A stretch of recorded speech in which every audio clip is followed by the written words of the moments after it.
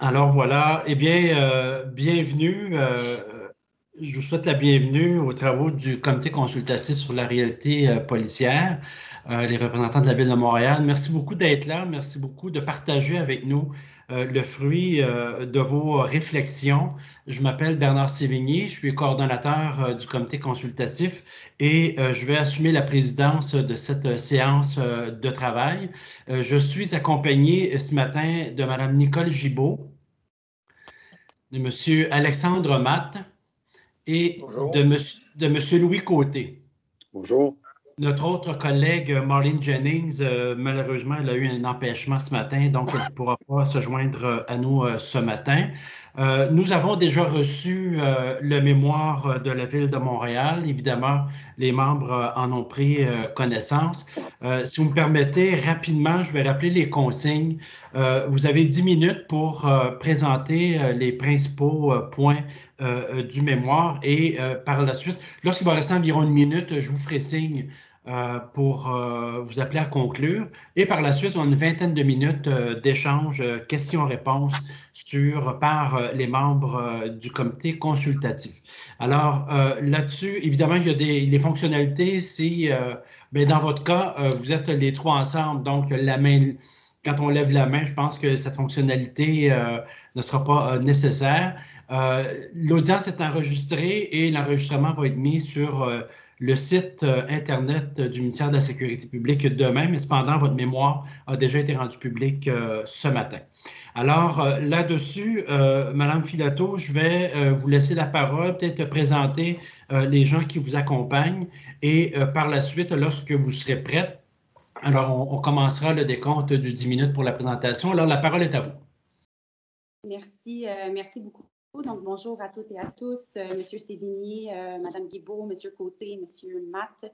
Avec moi aujourd'hui, Monsieur Serge Lamontagne, directeur général de la Ville de Montréal, et Monsieur Jean Terrien, directeur des relations gouvernementales et municipales à la Ville de Montréal.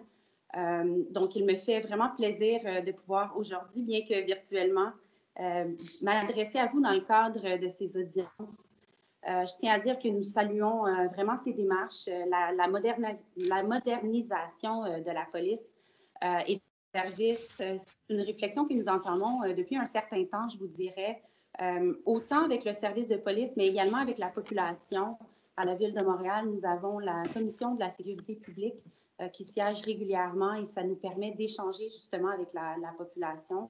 Je tiens à le dire, Montréal est une ville sécuritaire. Ce que nous souhaitons, c'est vraiment de maintenir le sentiment de sécurité, mais également de renforcer le lien de confiance entre la population et nos policiers. Et c'est la raison pour laquelle cette démarche est si importante. Je tiens également à le dire, je tiens à remercier les groupes, les experts que nous avons consultés dans le cadre de cette démarche. Et bien sûr, il y a un grand nombre de rapports et de recommandations qui ont déjà été faites à la Ville de Montréal depuis plusieurs années, notamment dans le cadre d'une consultation de l'Office de consultation publique de Montréal. Et nous avons pris en compte les recommandations de l'Office et de la population et vous en voyez certaines justement dans le cadre de notre mémoire. Vous l'avez mentionné au tout début, vous avez déjà pris connaissance de l'ensemble des constats et des recommandations. Donc, je vais vraiment m'en tenir à certains éléments qu'on souhaiterait mettre en lumière. Deux éléments primordiaux. D'abord, la réalité et le statut unique de la métropole du Québec en matière de sécurité publique. Ensuite, certaines propositions de modification aux lois, aux formations, aux procédures que nous jugeons vraiment nécessaires afin de mieux adapter le travail policier aux réalités émergentes de la métropole et au Québec. Donc, comme vous le savez, le SPVM œuvre sur l'île de Montréal. On est le seul service de police municipale de province de niveau 5. C'est un statut et des obligations organisationnelles qui, jumelées à l'attractivité de la métropole, exigent d'importantes ressources matérielles et humaines pour le SPVM. L'une des particularités à Montréal, 2000 rassemblements engendrés par les nombreux festivals et événements récurrents à Montréal. Il y a également un grand nombre de manifestations et de regroupements qui sont spontanés, qui doivent être gérés par le SPVM. Ensuite, en matière de criminalité, Le SPVM dessert près de 25 de la population du Québec, mais compose avec 31 de l'ensemble des crimes qui sont commis. Ces crimes varient des délits les plus simples aux stratégies criminelles des plus élaborées. Comme vous le savez certainement, la Ville de Montréal est vraiment un leader dans la lutte contre le crime organisé et les crimes extraterritoriaux. C'est le cas évidemment des crimes économiques ou encore de la cybercriminalité. Rappelons-le, les efforts déployés par le SPVM pour faire face à ces phénomènes profitent à tout le Québec, alors que l'acquisition, le maintien des connaissances, l'équipement, les technologies et le personnel nécessaire pour répondre à cette responsabilité sont à l'unique et entière charge de la Ville de Montréal. Nous estimons qu'en 2019, plus de 51 millions étaient déboursés afin de répondre aux besoins issus de l'effet métropole. Bien que cette somme exclue la part attribuable à la population montréalaise, c'est important de noter que les Montréalaises et Montréalais contribuent via leurs impôts au financement des services de niveau 1 à 5 assumés par la Sûreté du Québec ailleurs au Québec, ce qui génère bien sûr une situation fiscale inéquitable. Pour ces raisons, nous recommandons que soient accordées au SPVM les sommes nécessaires pour assurer les responsabilités liées au statut de métropole et que soit évaluée la possibilité de mettre en place des outils de collaboration pour lutter contre la criminalité qui ne s'opère pas uniquement sur une seule juridiction. Nous avons beaucoup parlé de l'aspect fiscal et au-delà de cet aspect fiscal et financier, nous proposons une réflexion plus large sur la nature du travail du policier. Certaines de ces tâches, selon nous, pourraient être effectuées par des personnes civiles afin de réduire la pression sur les effectifs policiers. Nous recommandons d'identifier certaines fonctions. On peut penser, par exemple, au contrôle de la circulation, la sécurisation des chantiers de construction, l'application même de certains règlements municipaux et voir avec le gouvernement, bien sûr, s'il est nécessaire de faire des changements réglementaires ou législatifs pour que ces personnes civiles puissent être en mesure d'émettre une contravention, donc d'avoir certains pouvoirs contraignants. Bien sûr, comme vous le savez, la sécurité publique d'une ville comme Montréal ne peut s'articuler uniquement autour de son corps de police. Selon nous, c'est un enjeu qui est plus largement social, qui nécessite des investissements importants dans le réseau de la santé et dans les ressources communautaires. En ce sens, la population montréalaise, depuis un certain temps, demande une police qui s'adapte à ses besoins, qui agit avant tout pour elle, et qui mise sur une approche communautaire axée sur la prévention et la concertation avec eux. Notre vision à la Ville de Montréal de la sécurité publique et plus largement du lien de confiance entre le citoyen, la citoyenne et le policier s'inscrit vraiment dans un continuum de services qui se décline en plusieurs volets. D'abord, la prévention et la concertation. Ensuite, l'intervention. Et finalement, l'étape suivant l'intervention, le cas échéant. Donc, selon nous, afin de renforcer le sentiment de confiance de la population envers le corps de police, tous ces éléments doivent assurer certains principes, notamment la transparence, la représentativité, l'imputabilité et l'équité. D'abord, en matière de prévention, nous jugeons qu'il est nécessaire de bonifier les programmes visant à agir en prévention de la criminalité, et ce, en collaboration avec le gouvernement du Québec, bien sûr, et avec les organismes sur notre territoire. À la Ville de Montréal, par exemple, nous avons plusieurs programmes avec notre service de diversité et de l'inclusion sociale. On peut penser au programme de prévention contre la criminalité commise et subie par les jeunes. On peut également penser aux investissements au centre de prévention contre la radicalisation menant à la violence. On le sait, le volet de la prévention est étroitement lié à la présence de ressources conséquentes dans plusieurs domaines, dont le domaine de la santé et des services sociaux, ainsi que l'écosystème des groupes communautaires qui œuvrent auprès des populations vulnérables. On peut penser notamment aux ressources d'aide en santé mentale et en itinérance. Bien sûr, il y a des investissements indirects aussi qui peuvent bénéficier et aider à réduire le taux de criminalité. On peut penser aux investissements dans le sport, la culture, le loisir et bien sûr le logement social et abordable. Maintenant, sur le plan des interventions, on peut se poser plusieurs questions.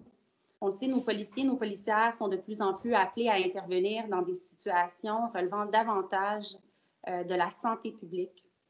Par exemple, lorsqu'une personne est en situation de crise, on peut se poser la question sur le choix de l'intervenant ou de l'intervenante. Depuis de nombreuses années déjà, le SPVM et le CIUS du Centre-Sud de l'île de Montréal ont mis en place des équipes spécialisées, dont l'équipe mobile de référence et d'intervention en itinérance nommée EMRI et l'équipe de soutien aux urgences psychosociales nommée ESUP.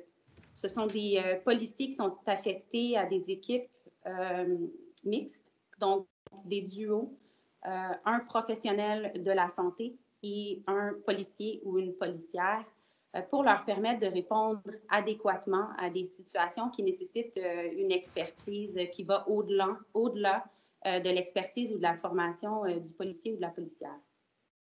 Ces équipes sont un réel succès à la Ville de Montréal et sachez que autant le SPVM que la Ville de Montréal nous sommes tout à fait ouverts à bonifier le nombre de duos ESUP et EMRI sur notre territoire, mais ceci nécessite bien sûr une volonté et des investissements de la part du gouvernement du Québec. Parallèlement, on souhaite effectivement que nos policiers soient équipés s'ils interviennent seuls sur le territoire dans une situation de crise. C'est nécessaire qu'ils aient la formation adéquate pour intervenir. Donc, on peut penser à une bonification de la formation de base à l'École nationale de la police, les formations en désescalade, les formations en intervention de crise. C'est quelque chose que le SPVM fait déjà, mais on pourrait penser ou envisager de l'intégrer à la formation de base. Ce que nous souhaitons également, c'est développer des moyens d'intervention complémentaires et même alternatifs à l'intervention policière, bien sûr lorsque la situation le permet et qu'elle représente un niveau de dangerosité assez faible. Donc, à la Ville de Montréal, nous élaborons actuellement un projet en ce sens, une équipe municipale et mobile d'intervention nommée EMIS, dont le but serait d'offrir une réponse immédiate et sur appel aux personnes vulnérables et aux enjeux de cohabitation sociale dans l'espace public. Vous avez encore 1 minute, Mme Filato. C'est tout? Wow. C'est tout, ça passe vite, oui, effectivement. Oh là là. Donc, je vais peut-être résumer les prochaines questions. En fait, à la Ville de Montréal, on est très préoccupé par la question du racisme et de la discrimination systémique. On a mis en place certaines mesures. Le SPVM a adopté la première politique d'interpellation policière au Québec. Nous saluons le gouvernement qui a fait de même. Ce qui est important dans la politique d'interpellation, selon nous, c'est d'y intégrer les interpellations en lien avec le Code de sécurité routière du Québec, qui n'est pas le cas actuellement, et également assurer une collecte de données systématique, fiable et uniformisée, qui est une recommandation forte de la Commission des droits de la personne depuis 2011. Bien sûr, il y a les caméras corporelles également. Nous travaillons déjà avec le gouvernement du Québec pour doter les policiers au SPVM de caméras corporelles et nous assurer que c'est un système qui est efficace, qui renforce la confiance du public. Ensuite, pour le troisième volet, les suites à l'intervention policière, le cas échéant, on recommande de revoir le système de déontologie et de nous assurer que des équipes d'enquête comme le BEI puissent intégrer des personnes sans antécédents policiers aux équipes d'enquête pour renforcer la confiance du public. Donc, en conclusion, sachez que la Ville de Montréal est bien sûr résolument engagée à collaborer avec le gouvernement pour contribuer à cette réforme significative, pour nous assurer aussi qu'on a un service de police qui est représentatif de la diversité montréalaise. Et en ce sens, une de nos recommandations importantes est de créer un bureau équivalent ou similaire au bureau de la gouvernance en itinérance pour avoir un système où on pourrait avoir un représentants de la Ville de Montréal, du gouvernement du Québec, et de nous assurer un suivi efficace en matière de sécurité publique. Merci encore de votre temps. Bien, merci beaucoup, Madame Filato. Je pense que la table est mise. Je vais permettre à mes collègues d'ouvrir cette période de questions.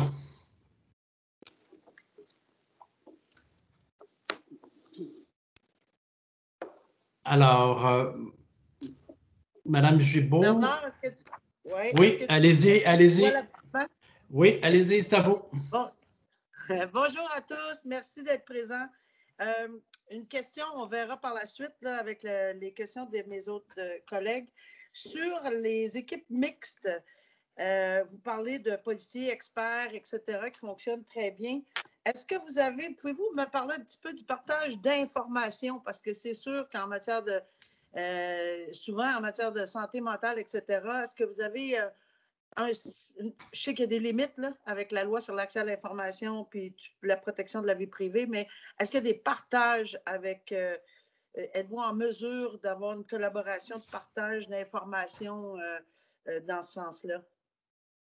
En fait, c'est vraiment, concernant les équipes mixtes, c'est vraiment le SPVM qui travaille directement avec le réseau de la santé. C'est certain que le partage de l'information peut toujours être délicat. Vous l'avez bien mentionné, il y a la question de la loi sur l'accès à l'information.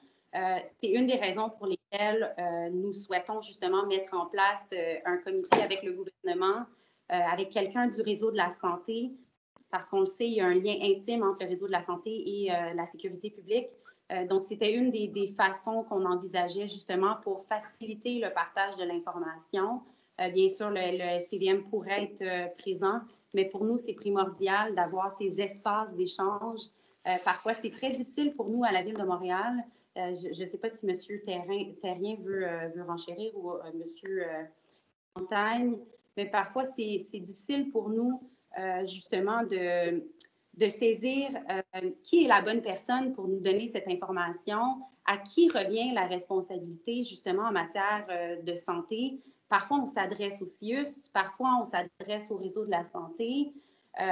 Et c'est la raison pour laquelle on souhaiterait rassembler l'ensemble de ces acteurs pour nous permettre d'avoir des échanges qui sont fluides, qui sont récurrents. Et je vous dirais que l'exemple du bureau de gouvernance en matière d'itinérance a été très aidant. Bien que ce soit une expérience qui est récente, je vous dirais que ça a beaucoup facilité notre travail, autant au SPVM qu'au Bureau des relations gouvernementales, également avec notre commissaire aux personnes en situation d'itinérance, qui, lui, était un peu la porte tournante, qui allait chercher qui est la bonne personne pour aller chercher les réponses. Mais ça a vraiment facilité son travail. Et maintenant qu'on a obtenu certaines ressources en matière d'itinérance, on facilite l'échange d'informations. Merci. Merci. Merci. Je demanderai aux collègues de se manifester parce que je pense que la main levée dans le système ne fonctionne pas. Monsieur Matt, c'est à vous. Allez-y. On ne vous entend pas, Monsieur Matt.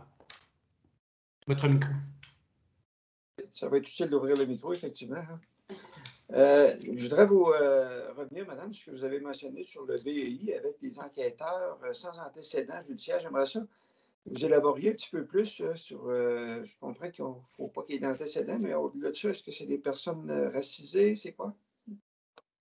En fait, je suis désolée si j'ai dit sans antécédents judiciaires. Okay. Mettez-moi c'est mon réflexe d'avocate, je pense. Okay. Je voulais plutôt dire sans antécédents policiers. Ah, OK. Donc, un des éléments, je ne sais pas si vous voulez que je enchérisse là-dessus, mais c'était vraiment dans l'objectif de renforcer la confiance du public. On ne demande pas une équipe de personnes sans antécédents policiers du tout, mais vraiment une mixité d'expertise. C'est certain qu'on souhaite des personnes qui ont quand même une expertise en matière d'enquête, par exemple, ou en matière juridique, ou un domaine similaire. Mais on croit que c'est important d'avoir une mixité au sein de l'équipe et certaines personnes, à tout le moins, sans antécédents policiers. OK. En complément, si vous le permettez, M. Sévigny. Oui, allez-y. Depuis 2017, suite au rapport Bouchard, vos enquêtes internes d'allégations sont faites par la Sûreté du Québec, je crois. il y a actuellement une équipe mixte qui est formée avec le SPVM là, pour un partage, mais les enquêtes SPVM d'allégations criminelles sont encore transférées à la Sûreté. Le BEI, eux autres, souhaitent récupérer toutes les enquêtes d'allégations sur leur chapeau. C'est quoi l'opinion de la Ville de Montréal là-dessus? Est-ce que vous souhaitez un transfert complet des enquêtes au BEI ou si l'équipe mixte pourrait être l'alternative pour vous autres? Nous n'avons pas encore, vous le voyez dans le cadre de notre mémoire, nous n'avons pas statué précisément sur cette question. Pour nous, ce qui est vraiment important, c'est d'assurer une certaine composition du BEI ou des membres du BEI qui pourrait renforcer la confiance du public, donc en ayant une certaine mixité. Mais nous n'avons pas encore statué. Je sais que le SPVM a demandé de rapatrier. Pour notre part, on continue nos discussions avec le gouvernement du Québec à cet effet-là. Ce qu'on souhaite, c'est avoir un système qui renforce la confiance du public, bien sûr. On parle quand même d'allégations de nature criminelle. Donc, on va continuer nos discussions avec le gouvernement du Québec à cet effet-là. OK, merci. Merci. Monsieur Côté, est-ce que c'est sur le BEI? Parce que j'en profiterai pour demander une petite précision sur le BEI. Madame Filato, est-ce que vous parlez le BEI, corps de police, est-ce que ça va jusqu'à remettre en question le statut de corps de police du BEI pour parfaire l'indépendance? C'est certain que certains des experts qu'on a rencontrés nous ont spécifiquement demandé ou suggéré de remettre en question le statut du corps de police. Nous ne l'avons pas mentionné dans notre mémoire, mais nous sommes ouverts à avoir cette réflexion-là avec vous. On n'est pas fermé à l'idée. On sait que ça pourrait, s'il y a un changement de statut, ça pourrait amener certaines réflexions justement pour renforcer une certaine flexibilité, on pourrait se dire. Donc, on n'est pas fermé à cette idée-là et sachez que c'est ce que certains de nos experts nous ont recommandé. Merci. Monsieur Côté, la parole est à vous. Moi, je vais vous parler dans un premier temps de underpolicing parce qu'il y a un grand débat en Europe présentement, dans certains pays du moins, sur toutes les activités policières qui sont filmées par tout le monde qui a un cellulaire, c'est-à-dire à peu près 100% de la population. À savoir que dans certains cas, c'est carrément une entrave, dans d'autres cas, ça fait partie de la liberté du citoyen. Et puis, beaucoup d'endroits commencent à craindre ce qu'on appelle le underpolicing. Est-ce que c'est une chose que vous surveillez ou bien c'est quoi votre position de la Ville par rapport à ça? C'est certain qu'on a une préoccupation. On travaille très activement avec le SPVM pour nous assurer que l'ensemble de nos policiers et nos policières demeurent mobilisés malgré plusieurs pressions sociales, politiques actuellement. Ce que nous ressentons, c'est que le fait que le SPVM et la direction du SPVM, je pourrais dire, reste très près de ses policiers et ses policières dans ces derniers temps fait en sorte qu'ils demeurent mobilisés. On n'a pas le sentiment actuellement qu'il y a du underpolicing comme ailleurs. On en a vu dans d'autres provinces au Canada également. On n'est pas allé voir très loin. Donc, lorsqu'on a mis en place, par exemple, la politique encadrant les interpellations, on s'est assuré qu'il y avait une formation très, très rapidement au sein du corps de police pour partager l'information, pour former, pour expliquer les raisons derrière l'ensemble des mesures qu'on met en place. Pour nous, à la Ville de Montréal, je tiens à le dire, pour l'exemple plus précis que vous avez donné en lien avec filmer les interpellations policières, on a à l'unanimité au conseil municipal adopté une déclaration à l'effet que c'est un droit des citoyens et des citoyennes de filmer dans le contexte où les policiers et les policières n'ont pas de caméra corporelle actuellement. C'est certain que les citoyens et les citoyennes le font de leur propre gré, de filmer pour faire respecter les droits des citoyens et des citoyennes. Et c'est la raison pour laquelle on juge, par exemple, que le port des caméras corporelles avec une technologie qui est efficace, donc qui nous permet de nous assurer qu'il n'y a pas de fragmentation des vidéos, qu'on est en mesure de stocker les données pendant un certain temps à des coûts raisonnables également. Le port de ces caméras, pour nous, pourrait venir renforcer le lien de confiance du citoyen, éviter justement qu'il utilise son téléphone pour filmer. Et je tiens à le rappeler aussi, les caméras corporelles ont un impact sur les deux personnes, autant le citoyen que pour assurer la sécurité et l'objectivité de toute la situation pour le policier également.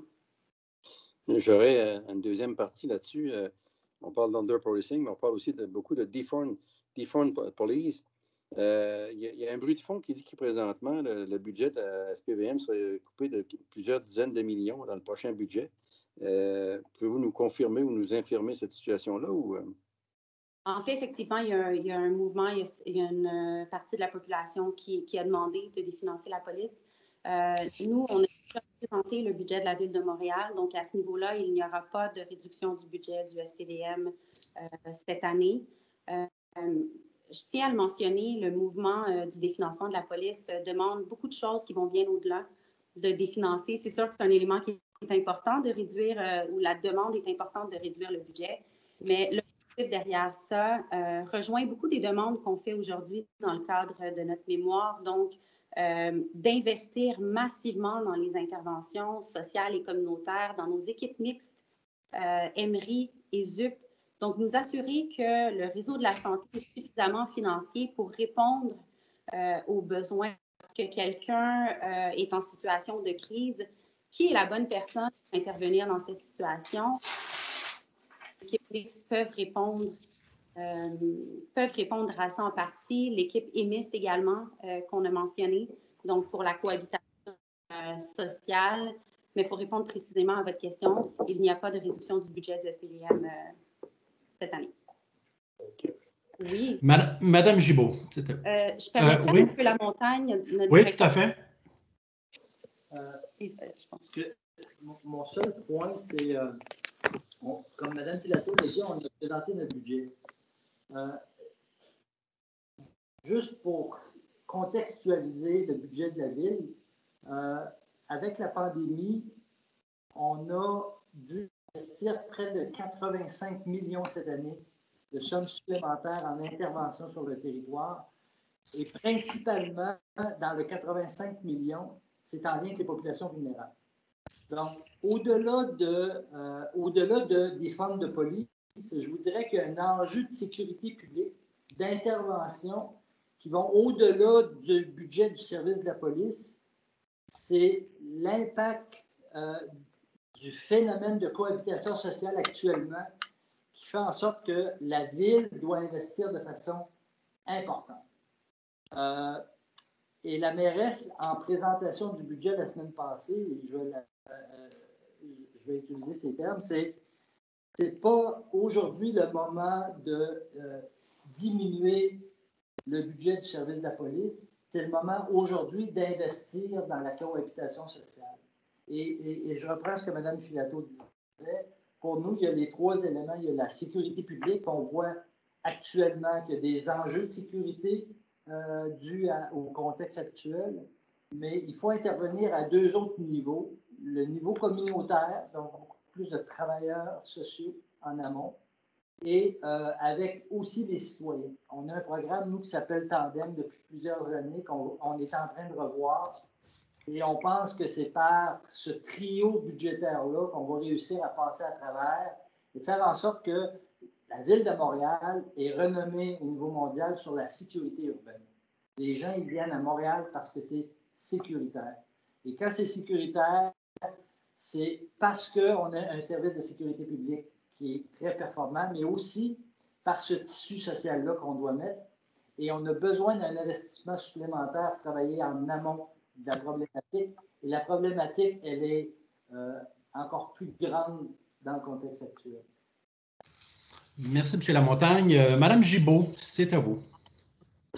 Oui, alors, je vais vous amener sur un sujet sur les interpellations en matière des groupes racisés. Votre position sur l'interpellation routière et la tenue d'un registre pour avoir des statistiques du pourquoi, du comment au niveau des interpellations racisées. Quelle est votre vision là-dessus, s'il vous plaît?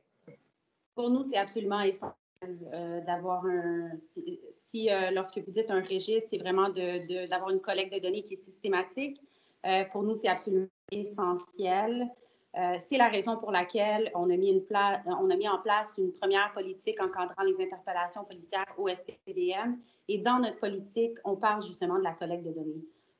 Le seul frein, c'est que le Code de sécurité routière, comme vous le savez certainement, relève du gouvernement du Québec. Donc, lorsque nous, on parle d'interpellation, cela n'inclut pas le Code de sécurité routière, donc les interpellations routières, mais on le souhaite. Vous voyez, dans le cadre de notre mémoire, on souhaite travailler avec le gouvernement du Québec et on vous invite d'ailleurs, si ça vous intéresse, d'aller voir les recommandations de la Commission des droits de la personne à cet effet qui date de 2011, qui parle de l'importance d'avoir des données pour agir sur la question du profilage social et racial.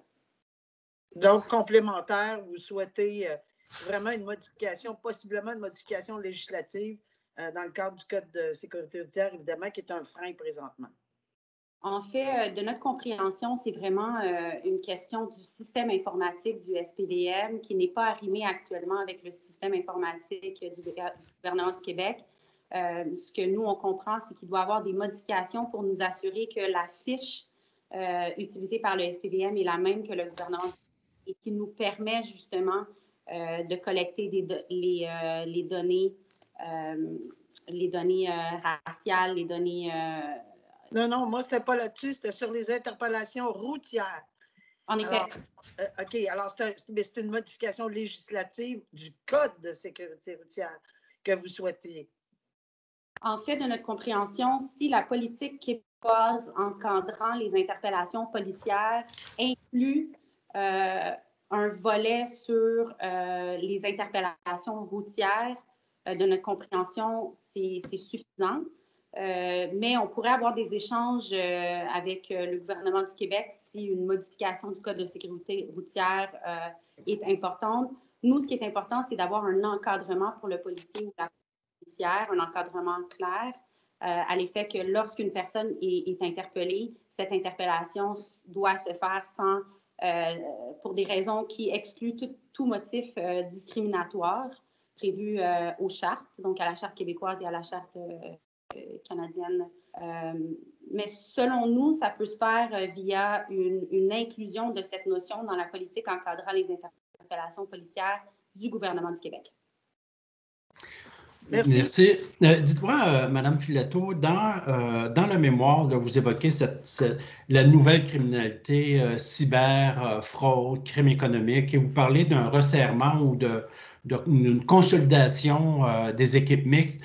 Est-ce que, et ça, c'est dans le couplet sur l'extraterritorialité, est-ce que, comme nous, on a une réflexion, on essaie d'imaginer dans 10, 15, 20 ans, est-ce que ça pourrait prendre la forme, selon vous, une forme un peu plus structurée, c'est-à-dire une équipe nationale permanente qui serait en charge de ce type de criminalité-là, la criminalité par Internet, la cybercriminalité, fraude, etc.?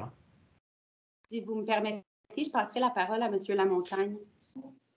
La réponse va être relativement brève. On est à la même place. Actuellement, là, les corps policiers n'ont pas les moyens d'être en avant de la parade.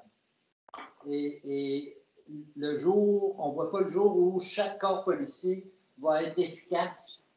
Donc, l'importance d'avoir des équipes mixtes spécialisées, regroupées, en tout cas en termes de cybercriminalité, si on va être au devant de la parade, il faut vraiment mettre les forces en commun. Donc, pour nous, c'est clair. Merci. Est-ce que mes collègues, vous avez... oui, Mme Gibault. Ensuite, M. Matt. Non, c'est M. Alex qui avait la main. OK, merci. Peut-être que vous ne l'avez pas vu. M. Matt, c'est à vous.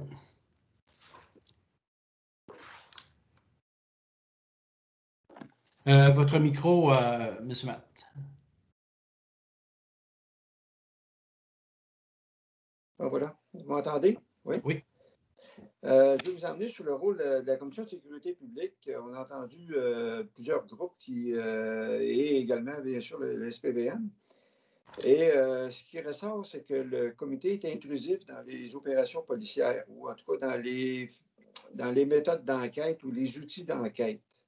Et ça interpelle un petit peu au niveau de la confidentialité des choses, étant donné que le comité de sécurité publique, c'est un comité qui est assez étendu. Je ne sais pas c'est quoi votre vision de ces commentaires-là qu'on a reçus au niveau de l'indépendance des opérations. En fait, je vous dirais que la Commission de la sécurité publique est une entité qui est prévue par la loi pour surveiller justement l'instance qui est le SPVM. C'est certain que son objectif n'est pas du tout de s'ingérer dans des opérations policières ou dans les enquêtes. L'objectif est de suivre certains dossiers, notamment lorsque le SPVM prend certaines décisions, lorsque la Ville de Montréal prend certaines décisions aussi en lien avec les caméras portatives, par exemple, la diversité au sein des instances, autant le SPVM que le service d'incendie de Montréal. Pour nous, la Commission de la sécurité publique est absolument essentielle. C'est une commission qui, justement, peut le pouls aussi de la population en faisant des consultations publiques, en échangeant avec la population et en faisant des recommandations à la Ville de Montréal, plus précisément au comité exécutif. C'est notamment la Commission de la sécurité publique, en collaboration avec une autre commission à la Ville qui a émis 31 recommandations concernant le profilage social et racial et des actions concrètes qu'on pouvait mettre en place justement pour contrer ce phénomène. Donc, on va toujours s'assurer de l'intégrité de la commission, ça, je vous en assure. Cependant, c'est important quand même que la commission ait les moyens pour jouer son rôle de surveillance qui, je le réitère, est prévu par la loi. OK, merci. Merci. Monsieur Côté. Justement, par rapport à la composition de ce comité-là, il y a quand même deux écoles de pensée. Certaines personnes disent que ça devrait être des élus, d'autres disent que plutôt ça devrait être carrément des experts totalement indépendants. Votre position là-dessus, c'est quoi? En fait, je crois que les deux sont pertinents, les deux sont importantes. Le SPVM travaille déjà avec un comité d'experts indépendants pour échanger sur des procédures, des pratiques ou des actions à mettre en place. Je crois que le rôle de la Commission de la sécurité publique est également très important, justement pour remettre en question parfois certaines décisions, pour suivre les travaux du SPVM et de la Ville de Montréal. Par rapport à la composition, je réitère que c'est quelque chose qui est prévu par la loi. Je pense que c'est important que les élus puissent avoir, et là je parle des élus de l'administration, des élus de l'opposition, c'est important d'avoir une commission qui est non partisane. Je pense que ça, c'est l'élément clé. Mais c'est effectivement important de permettre aux élus de pouvoir poser leurs questions en toute transparence. Et peut-être pour clarifier aussi le rôle, ce n'est pas toutes les audiences qui se font de façon publique. Lorsqu'on a des questions qui sont plus délicates, qui sont plus sensibles, il y a plusieurs séances qui sont tenues à huis clos. Donc, pour nous assurer de ne pas remettre en question l'intégrité des procédures ou certains éléments plus pour respecter le droit du SPVM de poursuivre ses enquêtes ou autres. Ça va? Merci. Bien, écoutez, le temps file. On arrive à terme au bout de la période là, qui est consacrée aux échanges. On va devoir s'arrêter là-dessus. Alors, bien, écoutez, permettez-moi d'abord de vous remercier pour votre mémoire, pour le contenu qui est extrêmement riche. On a bien saisi les enjeux, je pense, notamment financiers à plusieurs égards. Je pense qu'on l'a bien saisi, ça aussi. Merci beaucoup de vous être prêté à l'exercice. Ça va nous permettre, nous, de nourrir très certainement notre réflexion et bonifier fort probablement les recommandations que nous aurons formulées et à soumettre à la ministre de la Sécurité publique. Alors, Mme Filato, merci, un grand merci. Merci à M. Lamontagne, M. Terrien, très apprécié comme échange. Et encore une fois, l'enregistrement va être mis sur le site demain. Alors, merci encore et bonne fin de journée. Merci à vous. Plaisir. Merci beaucoup. Merci, bonne journée. Au revoir. Merci. Au revoir.